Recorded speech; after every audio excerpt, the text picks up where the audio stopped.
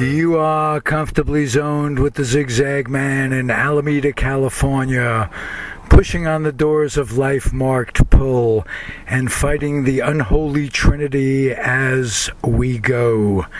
Big business, organized religion, and government. We are comfortably zoned Alameda, California, and San Francisco, California. I'm joined by Randy Hauser. How you doing, man? I'm great. How are you? Oh, good. We're old zoo buddies from way back. Yep. And that's the Holy City Zoo, for those of you who are unfamiliar, probably the most famous comedy club in San Francisco. And in my opinion, San Francisco is the most famous town for developing comedians and bringing comics to the world, and that's a good thing, by the way. How you doing, Randy? I'm good. I miss you too. Yeah, me too. I always like to ask when I talk to somebody from the old days, what's your first memory of the Holy City Zoo? My first memory of the Holy City Zoo was the first time I went up there. The second night I went up there, they used to have open mics on Mondays and Tuesdays. So my first night was a Monday. I went up the very next night. And Robin Williams came in and was messing around with Steve Kravitz and somebody else, maybe Jeremy Kramer. And right. So it was a good kickoff to the San Francisco experience. Right. You felt like a professional at that very moment, didn't you? Well, I certainly felt like I had come to the right town. So that was... Where are you from originally? I was born in Indiana, the heartland, because they can't call it the brainland. And, no, not that, but the heartland and Larry moved Bird out country. here. What? Yeah. What? Right? I'm sorry, I missed what you said. I say Larry Bird country. Yes, Larry Bird is the president of Indiana. He's the monarch, the reigning monarch. He can do anything he wants. Right. I was most impressed by the fact that he changed Indiana schools in midstream. Yeah, he was a small town guy, and Indiana University is really huge. It's like it's very, very big. It's like 30 or 40,000 students. So yeah, my son's mother took her degree there, and I think it was her master's or something. And I went back to visit. It's a beautiful campus, and it's really Bob Knight country. Yeah, the movie Breaking Away takes place there, and that gives a good example of it. There's really two distinct halves of Indiana, just like there are in California. The northern half, which is very flat, right, and mostly farming and auto factories. And then the south, which is very hilly and is mostly dirt track race and cousins fucking. So it's very different. Oftentimes go hand in hand, as a matter of fact. They have it on Thursday nights, which is a bonanza. We sort of consider southern Indiana to be just sort of Kentucky with... So very small books, pamphlets, maybe. Yes, chick tracts. I don't think they have many of those in San Francisco, but in Indiana, you would often find like somebody would leave behind as part of their tip a JT chick tract, and there were these little tiny pamphlets that had some really amazing story in them about how Satan ran rock and roll, and right. Jesus was coming back, Well, yeah, Jesus is going to come back, and if you didn't stop listening to rock and roll, then you wouldn't be able to hear Jesus when he was coming, because when the Son of God comes back with an army of angels, it's going to be very, very subtle. So you have to be on the lookout. Everybody should have a belief system that's working so well. What I've never been able to figure out. This is the Indiana is a rapture country, right? Like all this stuff that Sarah Palin believes, that's stuff that goes on in Indiana. So they have this idea that the real Christians, right, the ones who believe in low taxes and all that stuff, are going to be sucked off of the earth right before the end times and meet Jesus in the air. And their thought is, this is what their thought is that and their thought, that's very clever. Everyone is going to be watching people disappear and go, oh, well, that was weird. Time to go worship Satan, as opposed to everybody going, hey, the rapture happened. Oh, crap, it's true. And, which is, I imagine, what everyone would do. Right, absolutely. Maybe there were only 269 believers in the world, and they were all on Malaysian Airlines. and the plane was raptured, and Sarah Palin was left behind. That's a very good thought. They could just be disappeared, and they are happy as fuck right now as we speak. They're very happy, and all of the super uber Christians like Mike Huckabee and Rick Santorum are left behind, and they're going to have a big sad. Oh, yes. Well, it's nice to fantasize, and that's the best they can do is fantasize. Geez, what a world we live in. It's scary. What I love about things like what? It is. It's a scary, wonderful place, which is why you need comedy. Yes. So, do you have any memories of John Cantu, who... I have a few memories of John Cantu. He was not around when I first showed up, but then after I'd been doing comedy at the zoo for a few months, he started to come and basically just ask everyone if they wanted to take comedy lessons from him. And, and so there was a group of older guys who had started. There were a bunch of really good comics who had been doing comedy about a year when I came out here. Guys like Larry Brown and Jake Johansson, guys that are still fabulous. And they knew who John Cantu was. And but then I heard all of the crazy stories, but mostly, I did meet him and hang out with him and stuff, but not. I don't think he ran the zoo when I was there. It was run by some woman named Pat.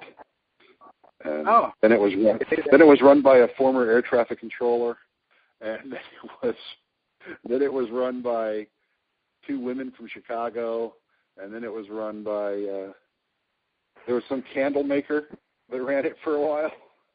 Well, Fred Lazarus ran it for a little bit. Oh, did he was really? a guest. Yeah, he did, and he was a guest a while back. As a matter of fact, I'm going to try to put meld these MP3s together and put them on. I'm going to put Fred on, and you this Sunday. It'll go on. Fred was an old roommate of mine. Oh, really? Yeah. One of the greatest roommate experiences I ever had was Fred and Steve Carey, who's in L.A. now. He's a screenwriter. Right. We were all sharing this really terrible apartment. We were the only apartment on our floor that had an intact door. It was a really crappy place on Fulton. And so we were looking out my bedroom window one night for some reason, and there we see these two women being they were making love to each other, and one of them was making love to the other, and we were watching, which as I look back on it now was incredibly creepy, but at the time it was just really a lot of fun. And so we're acting like it's a game, and we're rooting them on. And then one of us turned to the other two guys and said, "I really wish you guys weren't here, man." And we said, "Me too." And that was Steve Steve is a true hippie, and would just let people stay there.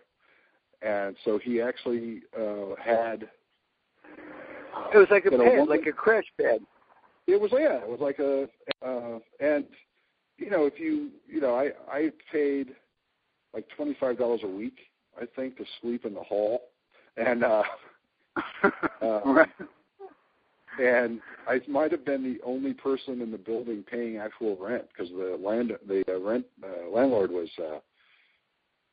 like an old goof dude, and I think he owned the building and didn't really care or didn't know how to get people. You guys just had a lucky experience in terms of finding someone to a low cost in San Francisco, which is in any era is special. Today, that apartment. Yeah, I think part of it was we had between 3 and 5 people living there most of the time, so everything becomes pretty affordable. There was another comedy crash pad, a little higher up on the food chain, which was Warren Thomas and John Ross and Janine Hansen were there, and then they would also have road guys come in and stay for a while. So like if one of them went on the road, then a road guy would come and rent their room from him. Randy, you're so well spoken. How did you have the balls to leave Indiana? I mean, most people and go to the big city, San Francisco. I mean, what motivated you? Nothing was going on there, and I wanted to be a stand-up comic since I was old enough to want to be anything. Okay. My mom used to let me stay up late on Fridays and Sundays. Fridays, there was usually a comic on Carson on Fridays for some reason. So if there was going to be a comic on, I'd get to stay up late and watch him. And then on Sundays, I could stay up late and watch Ed Sullivan, because he would often have a comic. So like, absolutely. From a super young age, like the age of 5 or whatever, I would be watching like Corbett Monica or Will Jordan or one of those old, completely different style of guys. Did you buy comedy albums like Cosby albums or? I had 2 Cosby albums. One of them was all about sports, and another one was pretty famous, but I can't really remember. I don't remember any of the bits off of it. But he did talk about Fat Albert on it. That's why I wanted it. But I don't know which one it was. He did so many. So I used to do. I could only do 3 of the Cosby kids. I could do Fat Albert. I could do the Heba Yuba guy, and then I could do the guy who spoke normally. So I used to do bits for my friends incessantly. I'm just thinking back to my album. Mine was Bob Newhart. I loved listening to Bob Newhart albums.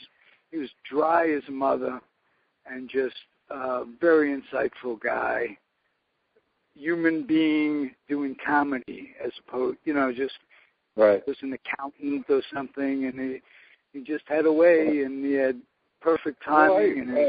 The story I heard, and you never know if these are true, because you hear all these stories, and then when you actually know comics and you hear what their story is as opposed to what you actually saw, you wonder how many of these are true. But the story, the lore is that he was an accountant and he just wrote an act, and then he went to a nightclub and auditioned, and they gave him a night, and he went and did the act, and then somebody said, "You should record that."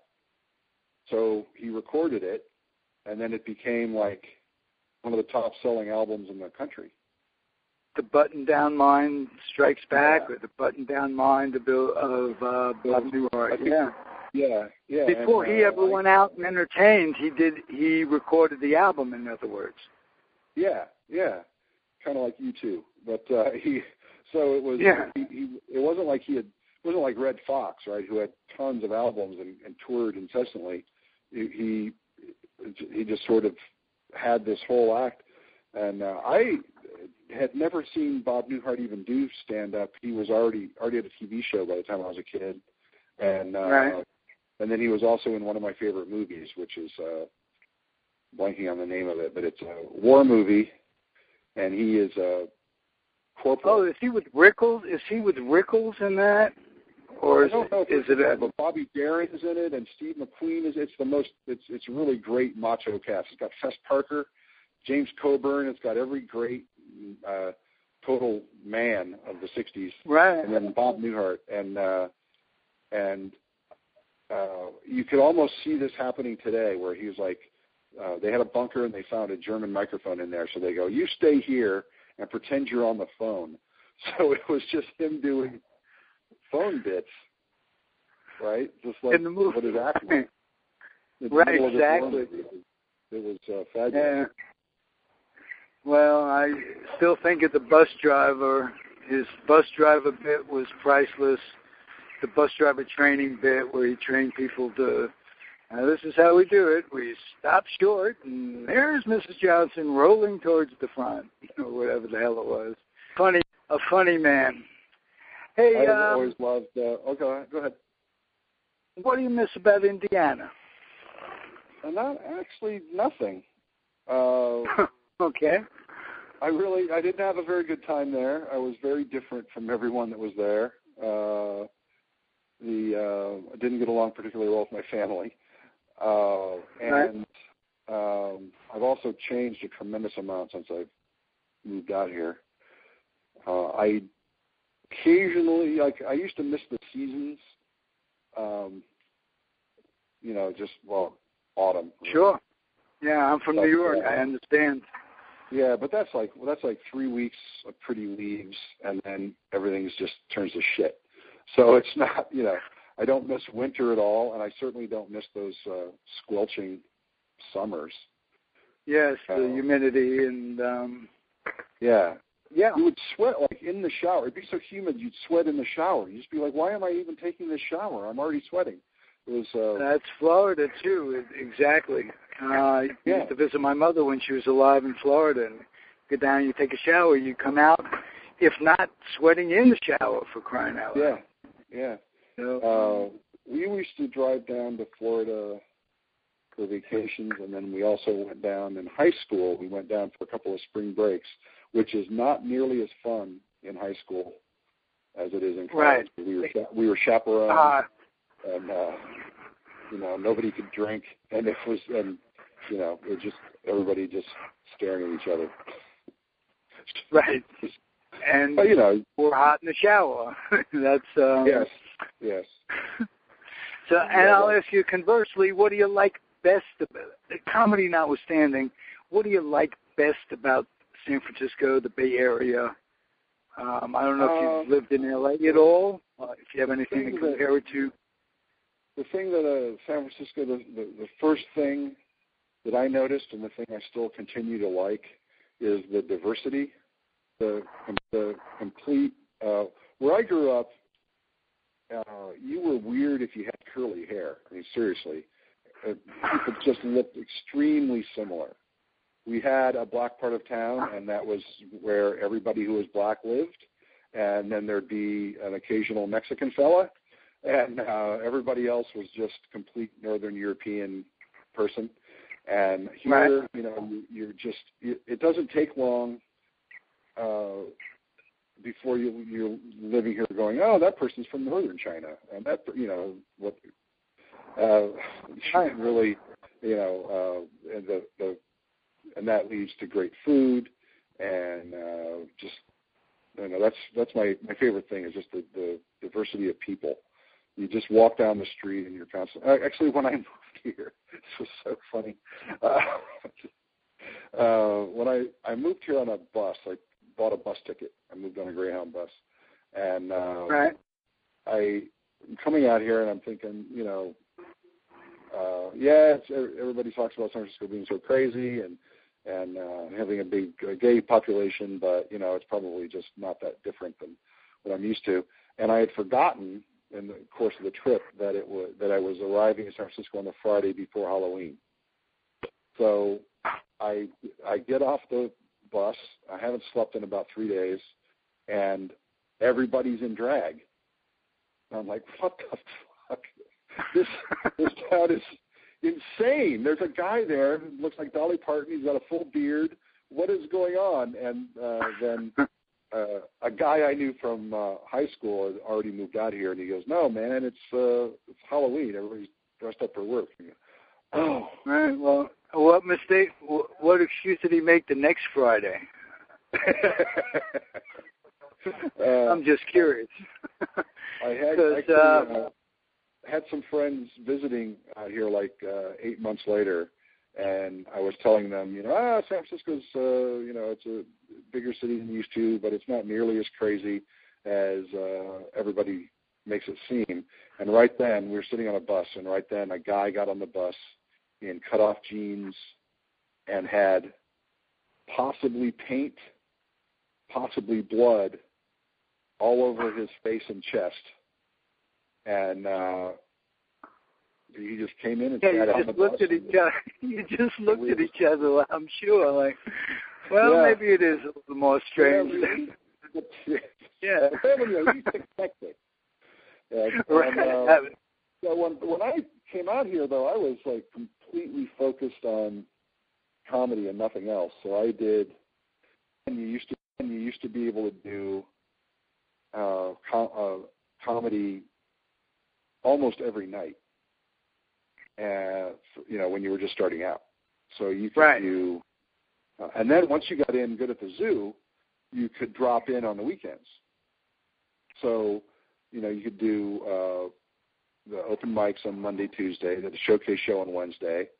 Then there were other open mics on Thursday and Friday. Then you come back and do, like, a guest set in the second show on Saturday.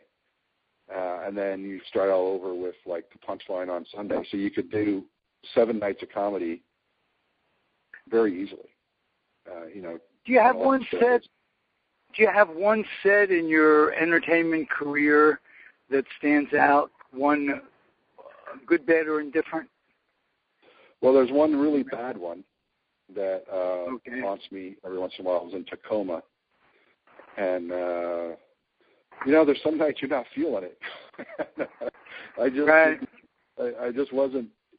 I was just terrible, and I wasn't focused, and like I was bailing out of bits before I even got to I would do a setup and then just like bail out of the bit, and then I was just chatting and talking about stuff that occurred to me, and then people started kind of like grumbling, and then this woman started giving me a hard time, and I finally go, what's your problem?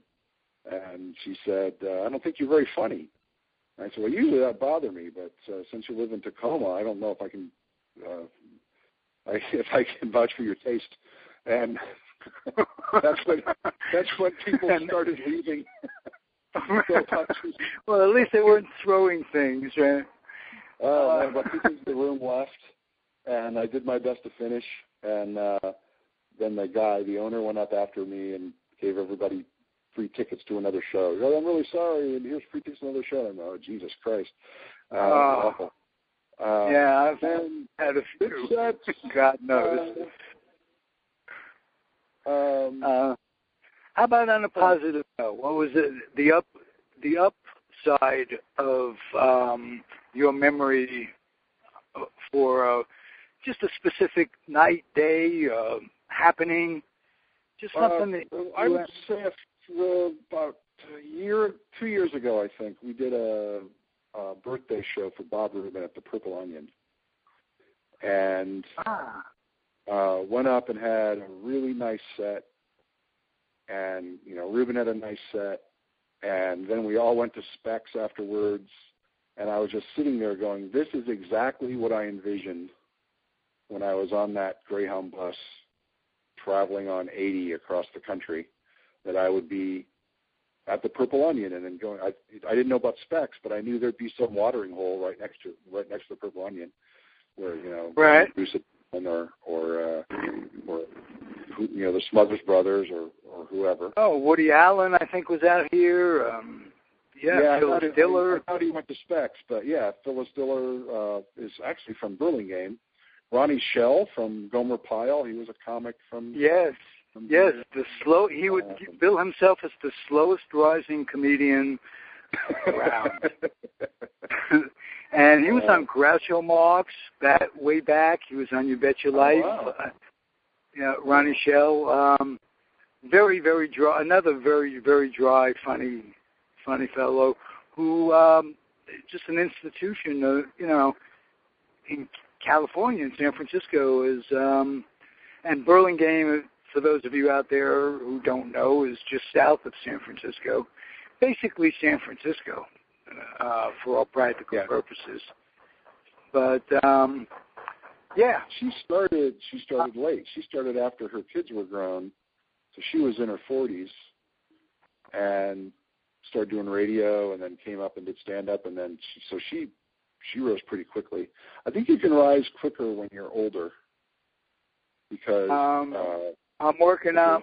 First, you got to work on being older, and I got that shit down.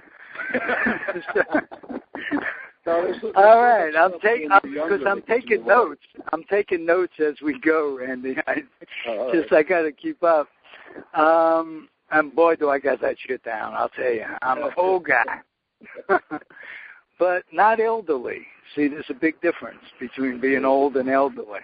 Yes. And I was telling somebody the other day that the golden years are only golden in the pre-anal leakage years.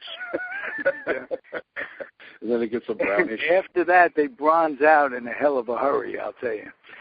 Or I won't tell you yet, but I could well imagine. I actually worked with a comic who was in his 70s. This was a long time ago, so I doubt he's around anymore.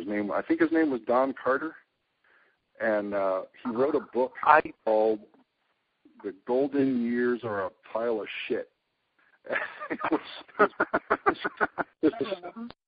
There's no romance in getting older. It's all terrible. Don't do it. And nice act. He was able to write a book about it too. So don't do it, but don't. The opposite is even worse, I guess. Well, that's my wife always says that. She goes, "Oh, well, you're not thinking about the alternative." And I said, "No, you're thinking of the wrong alternative. The alternative isn't death. The alternative is not getting old." That's right. The alternative is not I call it elderly. If you get, and I like being old. I like having the memories that I do. I like being able to remember my memories, which is a good thing so far. And I like the fact that I'm healthy so far, and I can walk around and play in the sun. So life is good. That is good. I want one. The theme of my life, the theme of my show, is fighting. excuse me. What I call the Unholy Trinity, which is big business, government, and organized religion. And I like to do it in a somewhat humorous way at times, but there are times you can't be humorous. You got to be right on. What of those three institutions are bugging you right now that you could take off a little bit and talk about the absurdity of the world that we live in, depending on those three, to work together and separately to fuck us up? Well, I've always been seen the evil of the big corporation more than anything else, because government actually does at some point answer to the people when it takes us like 20 years to figure out it was crap, but eventually they do have constituents, and there are checks and balances, in other words. But corporations are just soulless, monolithic, nationless. They don't care who you are. They don't care. They care whether you'll buy their shit, and they don't care anything else. They don't care whether you're, Vladimir Putin or anything. Just if you buy our stuff, then that's it. What do we have to do to sell it to you? How cheap can we make it? How much can we? It's so when I'm hearing these guys, these 1%ers, whine about being bullied, I just or actually just white men in general now is just this poor it's an advantage to be a minority now. Really, you should call a bank with a black accent and ask for a loan if you really think that being a minority is an advantage. It's one of the more interesting whines. Like somebody really thinks that they're going to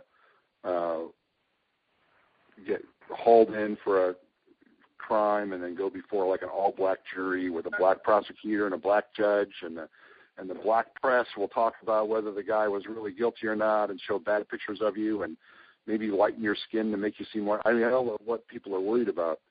But to me, that's one of the more absurd, backwards things going on right now. Right. The most powerful people trying to act like they are victims, which is. All right. Well, thank you. I appreciate that. At least I know I'm not fighting my battle alone. Yeah. I'm going to close it out, man. It was terrific. I hope you come back. I'm going to tell you how I end the show. I'll end it, or at least the segment. I implore people to keep their humor dry and their dreams wet, and to keep their kids out of recruiting stations. Military recruiting stations are bad. You will send your child in there in one condition, and he or she will come out exactly how you didn't want them to come out. And keep your kid off the laps of clerics that wear dresses. Yes. Yes. That's a biggie. And the only man in a dress you should trust is a president. Yeah, right. You should just never. And it's the responsibility of the parents. Kids don't know these things. Kids aren't to blame, but it's been in all the papers. And if you feed into it at this late stage, if one does, then you can't really blame anybody but yourself. So great having you on the show. I hope you'll come back and we'll chat periodically. And you're a pleasure, Randy. And keep being my Facebook friend and correcting me when I need to be corrected. All right, man. Okay. So you're good at that. All right. See you, Randy. Take care, man. Right. Thanks. Over and out, everybody. Keep it going. Keep on keeping on.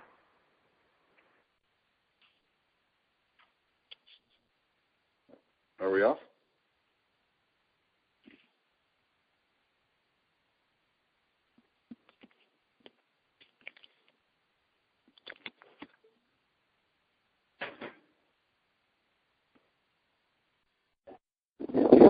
I am back, comfortably zoned, Alameda, California. I'm the Zigzag Man, and we're at 420 Studios, joined by Fred L. Lazarus, former comedian, former doorman at the Holy City Zoo, and former manager of the Holy City Zoo. Fred, what do you say? Well, I've never had a better introduction ever. Thanks a lot. Appreciate it. I'm so sorry to hear that, Fred. It's my deepest condolences because as an introducer, I fall far short sometimes. But I'm glad you're happy, and especially on a day like this, I was reading in Facebook, awaiting the art talk today, and you got some bad test results back, and I hope you're comfortable talking about it. You're going to be fighting a good fight. Oh, I'll talk about anything, and I have nothing to hide in this world. Are you kidding me?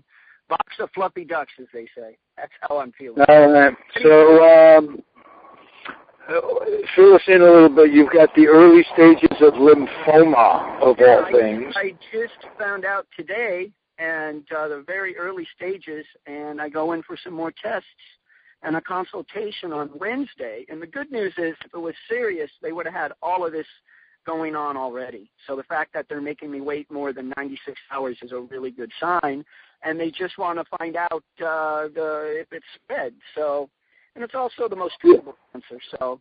Okay, and your appointment is next Wednesday. Yeah, my consultation, and then they'll schedule the PET test and the bone marrow biopsy, and then they'll go from there. So, yeah, ready to fight. You know. Hey, you life itself is a fight, and you've got it ahead of you. And I want to wish you the support, all the support I can in any way I can. I appreciate it. I remember you from the Holy City Zoo days. You're always polite. You're always a nice guy to deal with. And I remember once I had to bump you from the open mic list when I forgot who came in, what comic came in and bumped you, and you were so polite about it, you know. Oh, well, it could have been anybody, and, you know, that's just the way it goes. But thank you. I very much appreciate that. And I have fond memories of the Holy City Zoo.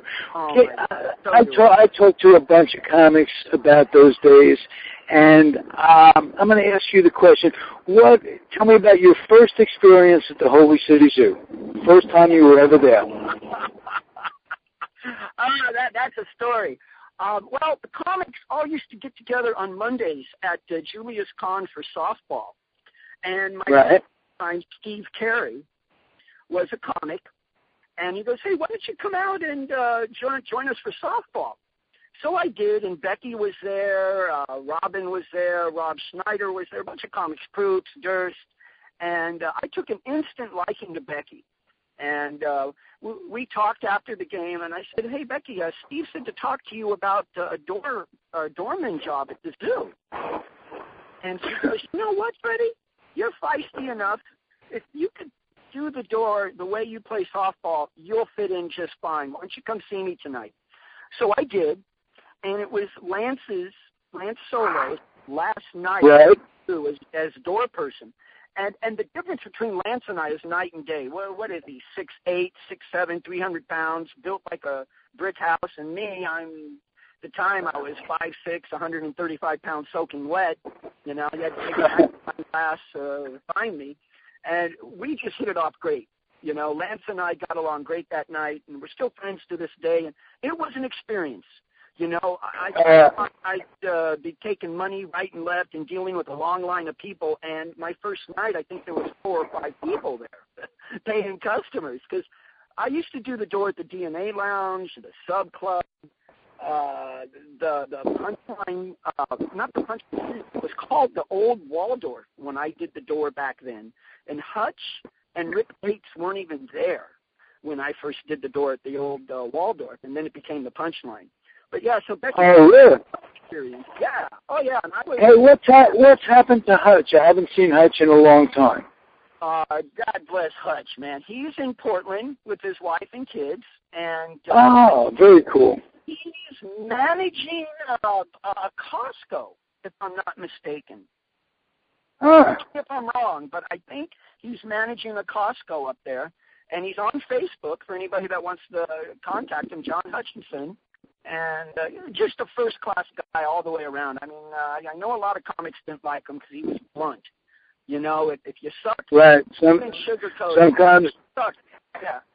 Sometimes that hurts for a comic. No one has more of an ego than comics. I'll tell you that.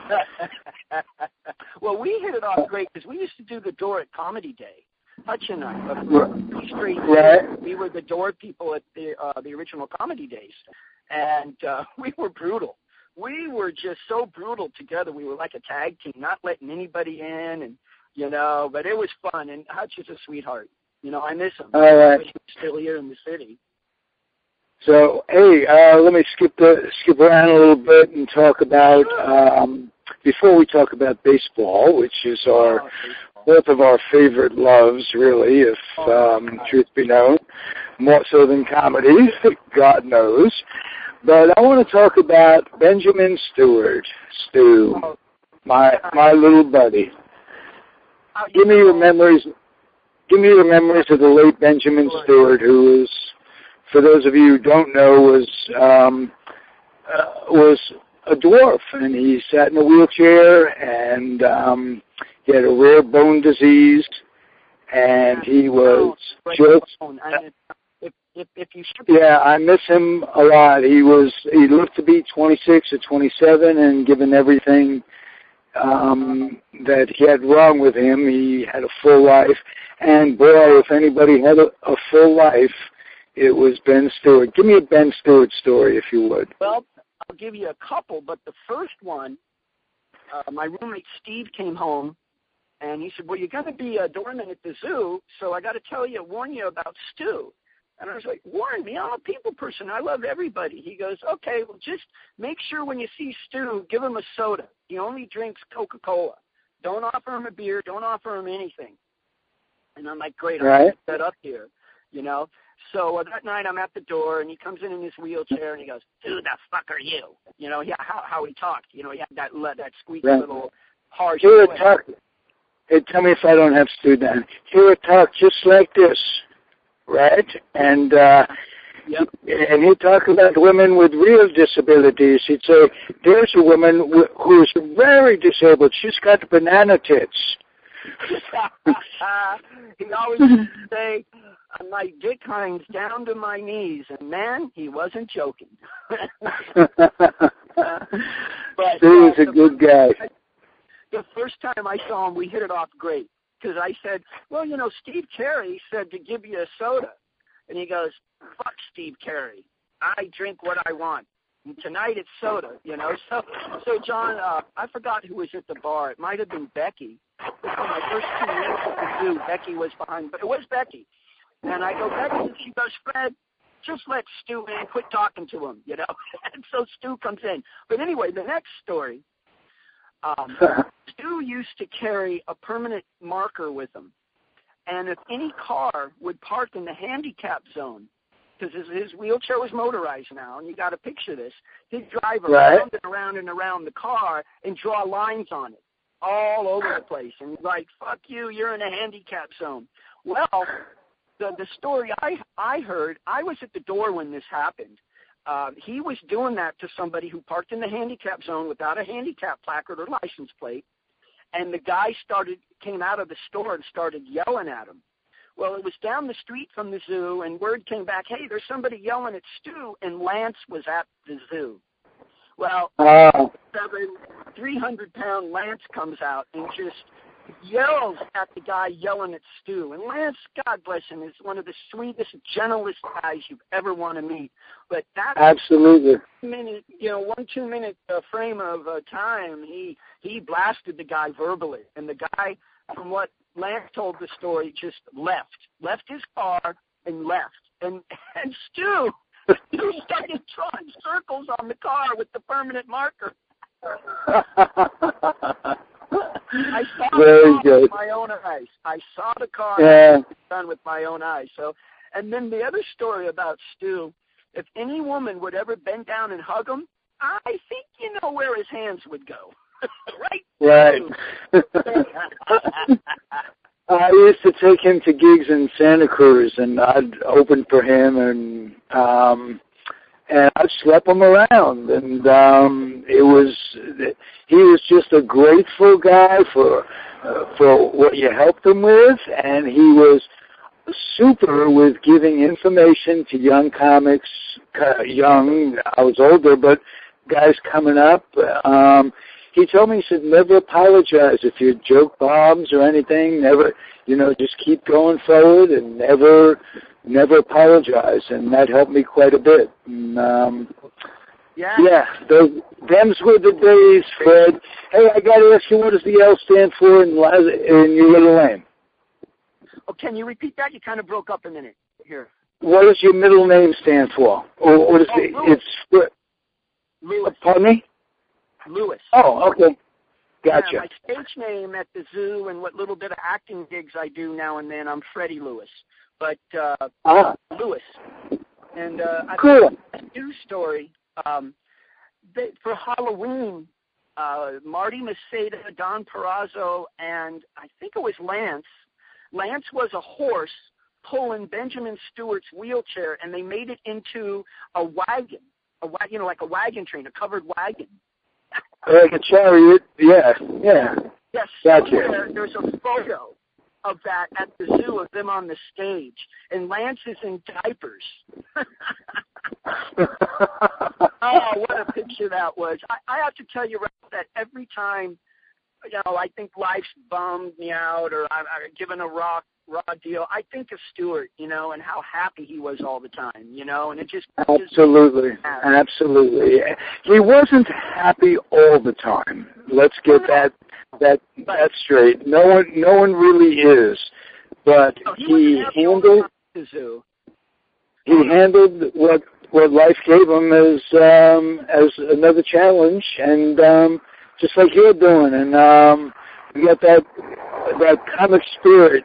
All of us got it in us, and that's what I like about speaking about those days. And oh my God, it's tremendous. There were times, Ralph, he'd come in, and I would be afraid to book him on those.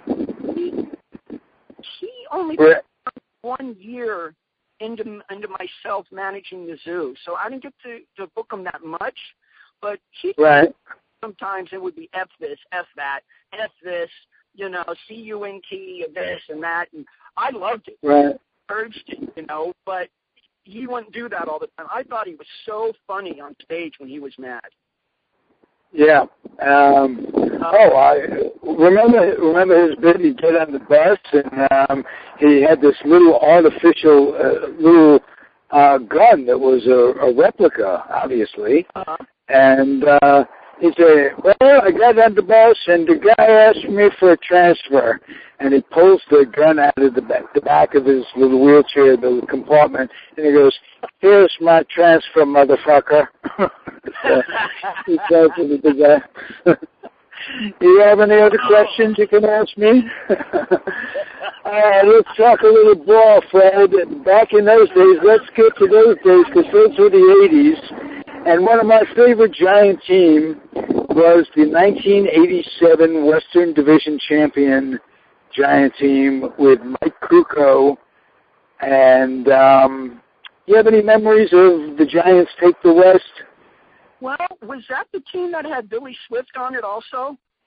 Absolutely, yes. Yeah, okay, now it's coming back. Everything's in a fog from the 80s for me, because my life was just seeing how much pot I could smoke, how many softball games I could play. I was playing 6 nights a week and then all day on Sunday, and I was just working enough to pay my bills. So everything's kind of disappeared from those days. But 87 Giants. All right, I'll tell you what, I'll make it easier for you then. Talk about some Giant memories that you have of any time, any time in your life. First game, back to the 87 Giants. I mean, you knew after the All-Star break we were going to be in the thick of things. You just knew it. You had that feeling we couldn't be beat all the time. The players had an attitude. You'd show up at the stick, and everybody would be happy. I think that's one of the first times when the Beat LA chants really, really were going, 7 was a great year, and Krukow, if I remember right, didn't he win his 20th game towards the end of the season? Maybe even his last start after Swift had won 20? Right. Really and that was the year that Jeff Leonard had the flaps down. And the fight in the playoffs with Jose Pindo and Ozzie Smith. St. Louis. Only time Candy Maldonado ever got a good hit for the Giants was in that fight. Right. Because a good year. What was the first game you went to as a Giant game you went to as a kid? Oh, my God, we're going way back. Well, I used to live in the same neighborhood for a short period of time when Willie Mays lived up above 9th and Irving, up and above the avenues, while he was waiting for his main house to either be built or rented or whatever. And that was in 1964 or 5, my mom used to tell me. And he gave my mom tickets to a Giants game. And my mom and I went, and I was like 5 years old. And from then on, I would cry, stomp, beg, plead my mom to go to the Giants game. So more often than not, we'd take the Muni bus out there. And I remember Candlestick Park was open. It was not enclosed. And, right. Oh, God, I remember a lineup of both Willies, Jim Ray Hart, oh, God, Marischal was there, Gaylord Perry.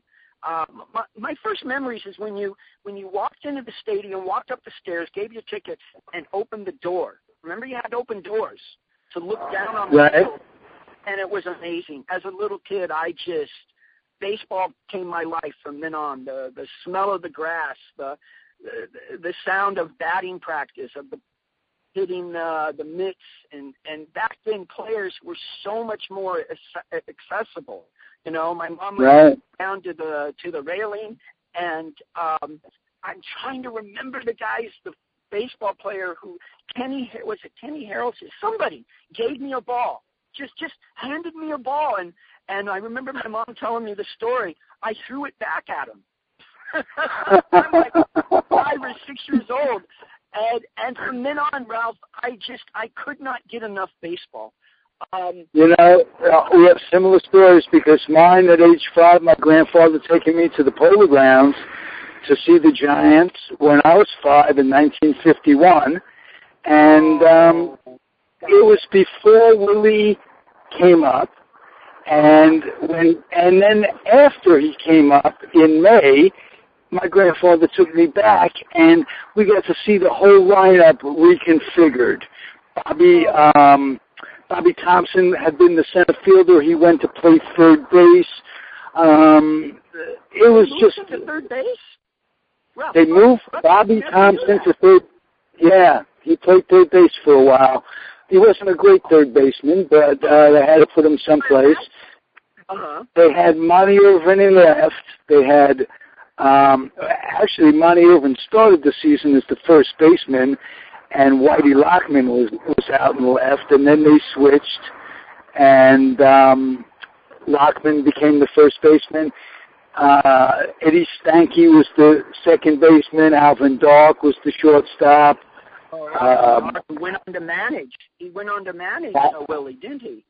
He went on to manage the A's, as a matter of fact. The Giants, of course, in a very controversial situation where he made disparaging remarks against blacks, Cepeda, blacks, Latins, Cepeda in particular, and came out with some sort of idiotic interview in Newsday, the newspaper, Eastern paper, Newsday, and it was printed out here, and he was just a product of where he grew up, his times. He was a Southern gentleman, and it was just one of, when I say Southern gentleman, I say that with no due respect, because philosophically the Southerners have been dragging us down for a very, very long time. And Alvin was just simply that. He had been the captain of the New York Giants, and a tremendous athlete was Alvin Dark. He played at LSU. Yeah, but he played at LSU. He was a running back, and I can't think of the running back who went on to star at LSU when Alvin went to war or went into baseball. Great running back, played behind Alvin Dark at LSU for a long time. So Alvin Dark was kind of special, as are you, Fred. And we've come to the end of the segment. I'm going to wrap it up, and I'm going to wrap it up this way so you know what Comfortably Zoned is all about. At the end of every segment, I implore people to keep their dreams wet and their humor dry, keep their kids off the laps of clerics wearing dresses. It's always good for the whole family if you do that.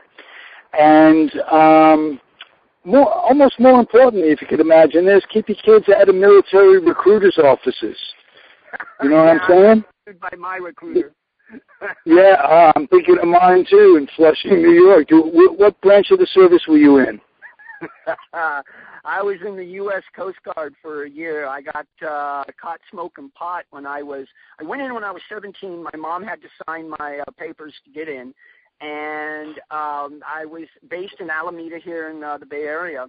And our billet was to guard the USS Enterprise dock that the Enterprise was docked at. And I got caught smoking pot. They kicked me out. And I was 18, so they gave me an honorable discharge this week. So it didn't follow around the. Are you with me? You're breaking up a little bit. I hope you're being recorded on this.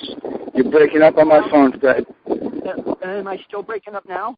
No, got you covered, and I'm sure you were just fine on the mic, but you know how the phone system is. I'd like to get a quick plug-in for a project that I'm involved in. Michael Meehan's filming a movie for the last year and a half called Hey Monster, Hands Off My City, and it's a comedy, and I play a main part in it along with almost every comic from your era, Ralph, is in it. If you name it, if you name them. I know Marty Masada had gone down. Is he one of them that's in it? Oh, yeah. As a matter of fact, I played agent and got Marty Shea his part in the movie. And what I do is I will talk to Michael Meehan and give him your Facebook name and have you in it for a scene or something, because he wants every single comic from the San Francisco era, the Holy City Zoo, in it, and everybody's in it so far. Oh, that's terrific. That's terrific. Hey, thanks, Fred, for being here. I wish you the best Wednesday, and I wish you the best with what you got, your struggles coming up.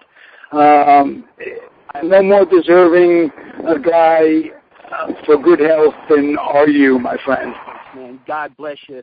God bless you, Ralph, and thanks a lot. And I'd love to be on the show again in the future. But I'll have Mike on too. And you know what? You really made my day by talking about Benjamin. He was just first class guy, and I'm glad there's some of us out there that will not forget him. He was no, he will not be forgotten, and I think that's the way it is. I don't really believe in an afterlife, but I do believe that the people that you make your mark on, put your mark on, they carry that, and they send that down to the people that they reproduce with, or lives that they touch, and he will not be forgotten, nor will you, Fred. Well, I appreciate it. Thank you for letting me on the show and get the plug for a Monster Hands Off My City. And all right, anytime you have anything going, you just give me a call. We'll put you back on. We'll have a nice segment. We'll talk. And I enjoyed it. Thanks a lot. Thanks a lot, man. All right, Fred. God bless you. Thanks again. And everybody out there, comfortably zoned from Alameda, California with the Zigzag Man. Very special day. Fred was a terrific guest, and we'll catch you on the flip-flop. I am back, comfortably zoned from Alameda, California, bi-coastal today. Alameda, California, Florida, of all places. How you doing, Milt Abel, former comic at the Holy City Zoo when I was coming up? Mm-hmm. Back in the 80s, and nice to talk to you. I was in San Francisco from 81 to 87. It was a great time. Absolutely. And you've been around the country a little bit. You're in Florida now, living up in Portland. What's Portland like? California. What's Portland like? Oh, it's a beautiful town. It's a great beer town. They're very proud of all their microbrews. But yeah, no, since the Holy City Zoo, I've been a working comic and nothing else for the past 32 years. And I've been all over the world. I've been to Greenland, Australia, I've seen the pyramids, Alaska, Hiroshima. Here's a joke from my act, Ralph. You want a joke from the act? Sure, absolutely. Okay, I visited Hiroshima. Gosh, it was probably 2 years ago. The day I was there, it was cold, rainy, windy, miserable. Not the best day to visit Hiroshima. Not the worst. Not the worst, for sure. No. Yes. the old Hiroshima nostalgia goes on and on. It's a dicey subject to bring up a nuclear holocaust as a punchline. Right. So you have to. And it turns. Go ahead. There you go. No, I was going to say it just turns out that it wasn't the heat of the bomb. It was so bad. It was the humidity, for crying out loud. It was the melting flesh that really kind of put the damp on everything. That's very funny, actually. It wasn't the heat. It was the humidity, and you feeling some humidity in Florida, no doubt. No, luckily I'm here before the summer starts. One of the most humid summers I ever had was in Minneapolis, though. Surprisingly. I get all those lakes up there, but I've been in all kinds of climates because of my work, but it's really pleasant right now. It's as pleasant as my old hometown of San Jose, California. Where do you think you'll settle down when you retire? You've seen it all. You've seen different climates. I've always liked San Luis Obispo. Have you ever been through there? Absolutely. The Madonna Inn, where you can get to pee on some beautiful toilets, beautiful urinals, are marble, right? I guess I can't. No, the Madonna Inn is in Monterey. It's in that area. No, San Luis Obispo is about halfway between San Francisco and L.A. But now I'm anxious to see the urinals in Madonna Inn. I'm anxious. No, there are urinals. There's a Madonna Inn in San Luis Obispo. There's a second one. Okay. I didn't know of the other one, but they have these beautiful urinals. I mean, marble. You almost don't want to pee. But you do. All right. Well, I have something to look forward to after I have a beer there in San Luis Obispo. But yeah, it was a real pretty town, lovely climate, and I like Portland quite a bit. San Francisco was wonderful, but I think it's a singles town. When you live, when you're still in your 20s, it's a great place to live, but not necessarily raise a family. I moved to Portland partly to raise a family. Since those early days in San Francisco, I've been married 23 years and have 3 kids, 2 in college and 1 in high school. Wow, does time ever fly? My child is 24, and congratulations. I mean, yeah, and to you, it's a wonderful world to be able to see your kids and look at them and say at least somebody's going to carry on and remember. Rob, let's not get into how bad that generation is off compared to ours. It's a sad social situation that I think it's the first time ever a generation is worse off than the previous generation, and I think it can hardly be argued that they are not worse off. It's funny. The theme of my show is I fight the Un-Holy Trinity, which is government, big business, and organized religion. And I'm no fan of any of those. Although government's a good thing. Government. So I'm a socialist. I mean, it's just a shame. I've been all over the world, Ralph, and our healthcare system is an embarrassment to anybody. When you speak with anybody who doesn't have a biased agenda, middle-class people, I'll have a beer in the crew bar with other middle-class officers, waiters, whatever. And there are people in the United States that go to Canada and other countries to get affordable health care because it's ridiculous in the United States. It's an embarrassment.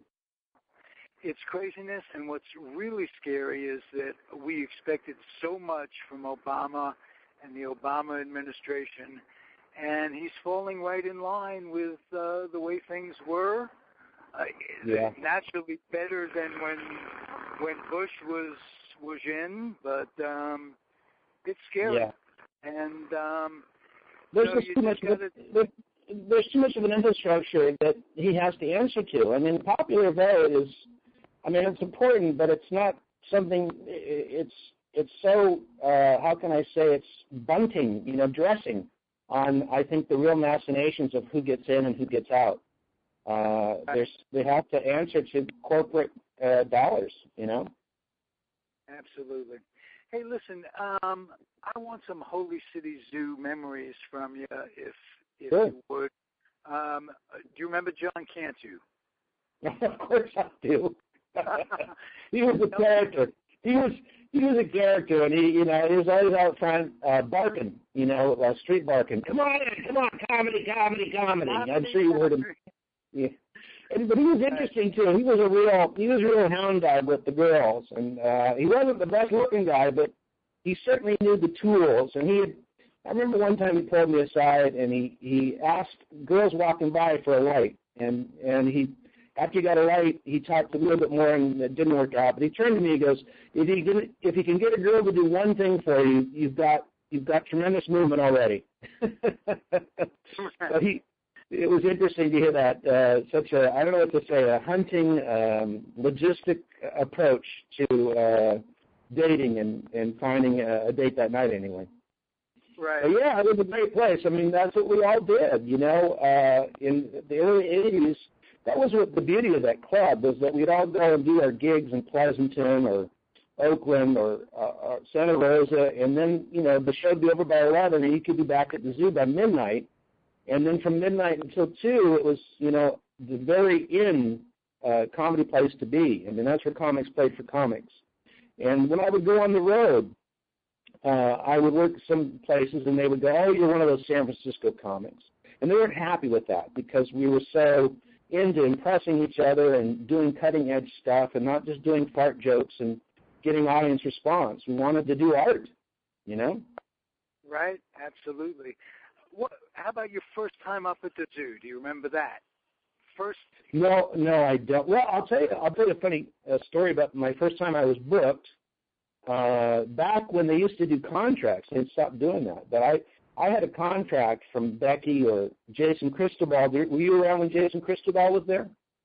I wasn't. No, that was before my time. He was an owner. I guess it was Tony DePaul. When I first came up there, I think Jason had purchased it from Tony DePaul.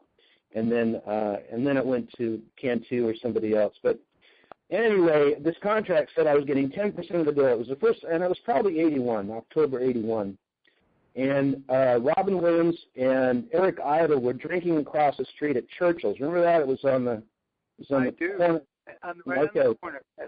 So they're coming back. They're coming across the street, and these guys were certainly famous by this time. I mean, Python hit it in the 70s.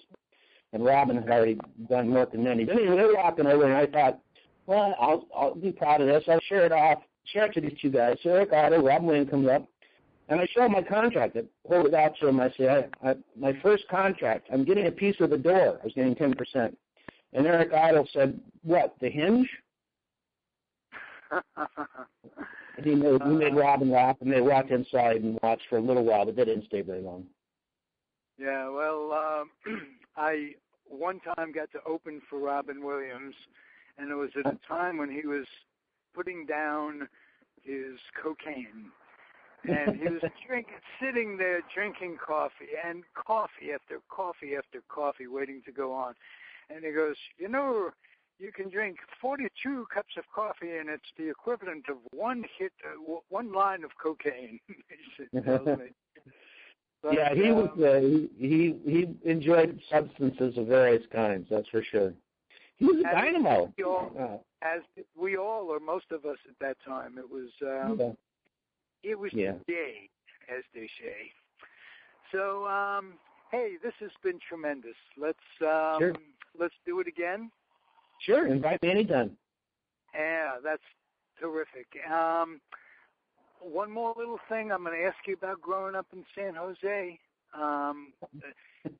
The difference between San Jose and San Francisco, it's only about 30 miles away. No, they're more like 45, 50. But, okay. Well, in San Francisco, you have people living on top of you, behind you, in front of you, underneath you. I mean, it's all very small. San Francisco is a small city physically, but it's developed. And when I grew up in San Jose, I lived in the suburbs. I was really in middle America, suburbia. They could have shot poltergeist at my house, although there was no Indian burial ground there.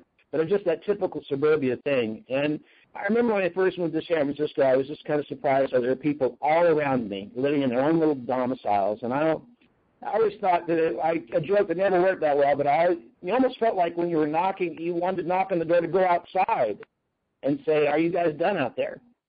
So I could go outside, Yeah. But I had a great childhood in San Jose, very middle class, and creeks to play in, and football games and all that stuff. Beautiful. Yeah. Thank you. You're welcome, Ralph. And we'll do it again, Milt. I'm very, very happy to have you on. And keep on flying. Keep it going. I will. See you later, sir. I admire most about you that you stuck with it, and you just were a comedian. You didn't have, right away you were doing it as a job. And there's a lot of I was pretty lucky. I waited tables and probably until 82. I waited tables for a year or so, but I never had any other real job except this one.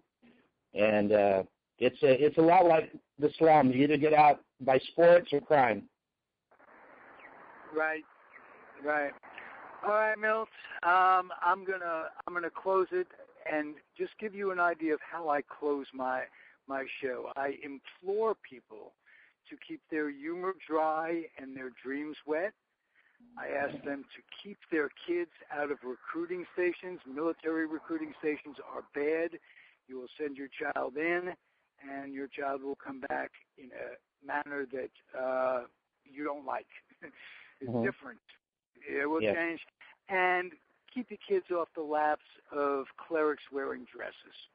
That's always a good thing for the whole family. And keep on keeping on. Thanks again. All right, Ralph. Thank you. I'll talk to you later. Bye.